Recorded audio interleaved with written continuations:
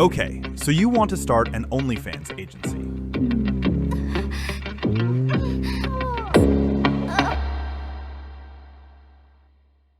Good news. The platform underneath you processed $7.22 billion in fan payments last year. Bad news. Almost none of the truly extraordinary numbers in this business belong to the agency. They belong to a platform that takes its cut no matter who wins or loses, to a billionaire who never appeared in a single piece of content, and to a sliver of creators so far ahead of everyone else that the rest of the industry is essentially fighting over scraps.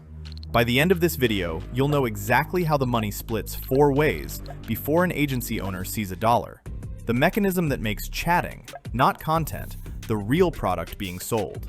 The labor force quietly doing that chatting for a few dollars an hour, and why the entire business sits on top of a banking relationship that can vanish overnight. Before you spend a single dollar, you need to understand the person whose money you're chasing. He's in his 30s. He subscribes to 3 or 4 accounts. He tips more than he probably should, because the messages feel personal.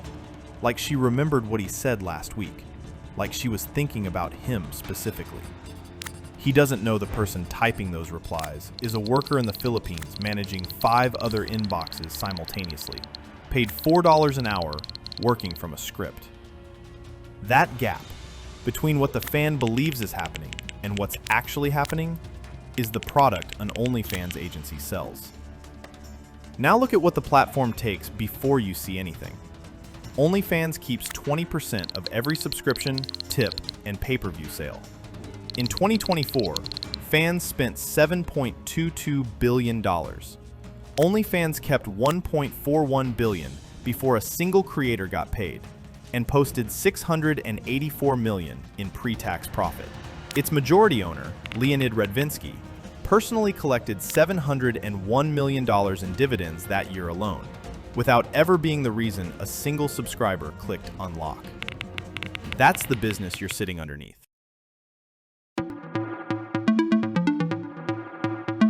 So here's your actual starting point. You want in. The good news, starting an agency costs almost nothing on paper.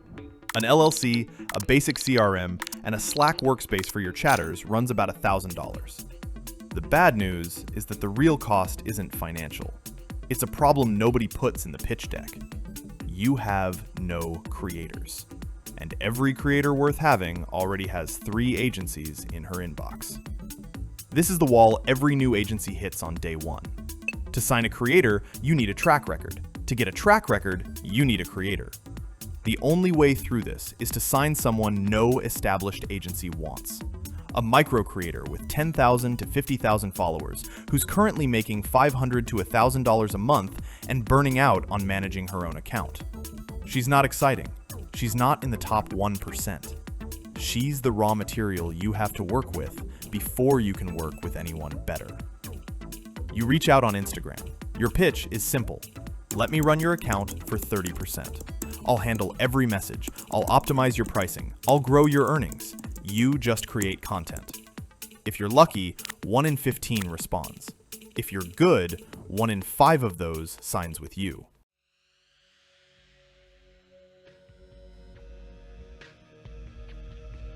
Now you have a creator.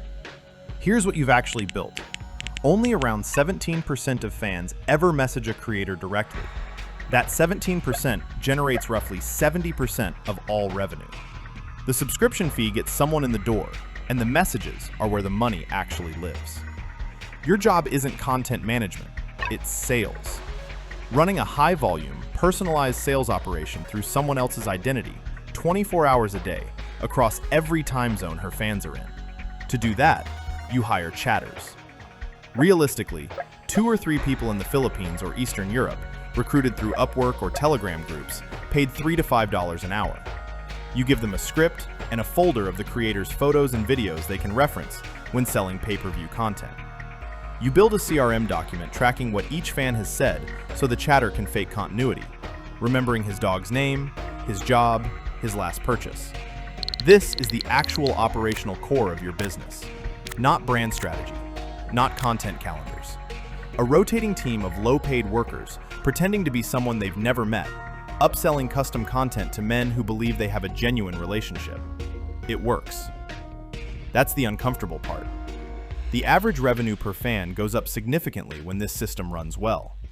A creator making $800 a month under her own management can realistically hit $2,000 to $2,500 under yours.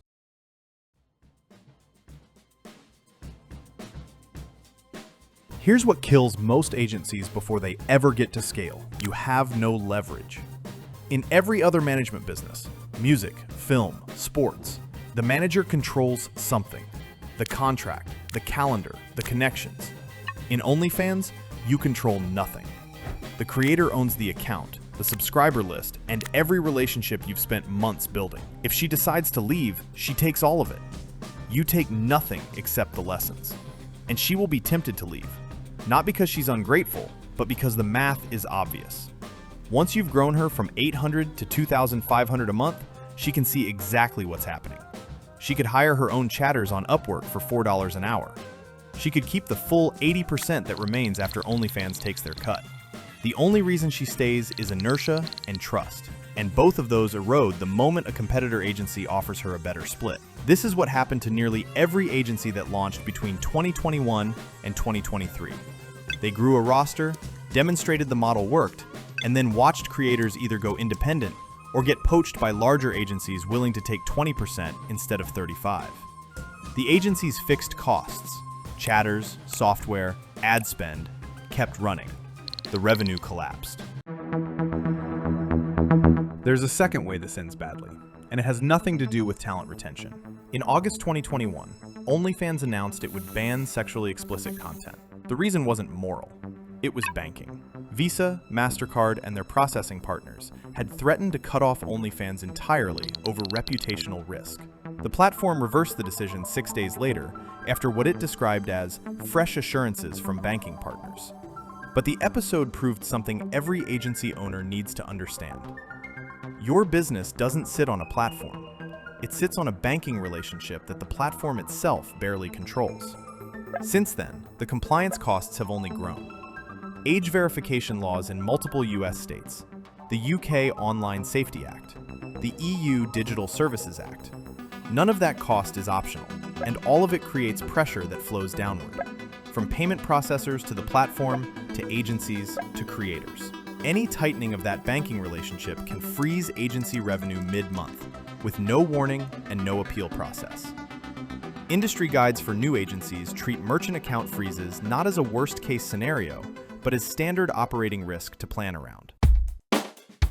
Now the real numbers, for someone starting this with a realistic plan. You spend 6 months signing 5 micro-creators. Combined, they're generating $15,000 a month in gross revenue after OnlyFans takes its cut. At 35%, your share is $5,250 a month. After paying 2 chatters at $4 an hour, across roughly 80 combined hours a week, plus CRM software, plus basic ad spend to grow the creator's social media traffic, you're clearing somewhere between $1,500 and $2,500 a month. But that is not a business.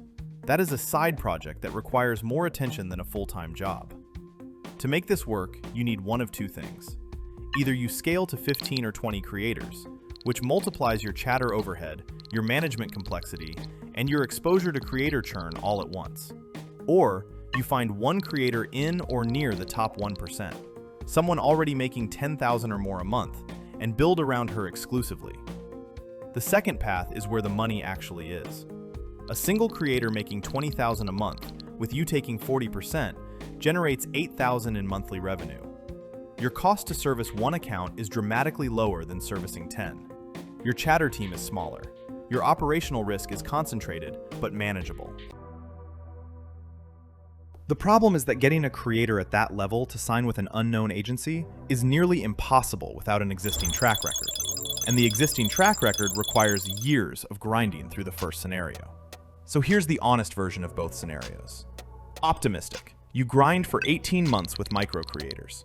You don't lose too many to churn, you build a track record. You use that track record to sign 2 creators in the $5,000 to $10,000 range.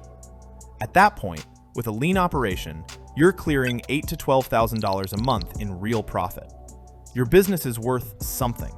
You can sell the roster or raise it to the next level. Realistic.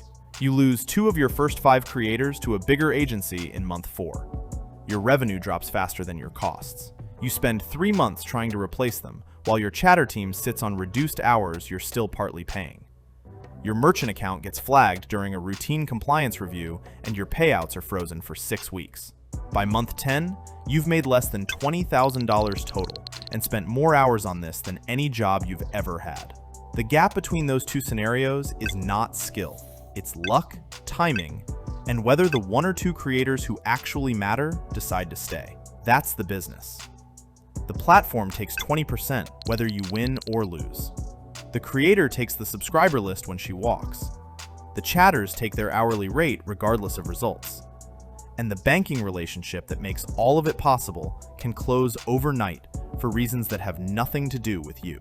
The one thing you actually own in this business is the system. The scripts, the processes, the CRM structure, the knowledge of what actually converts a fan into a paying customer.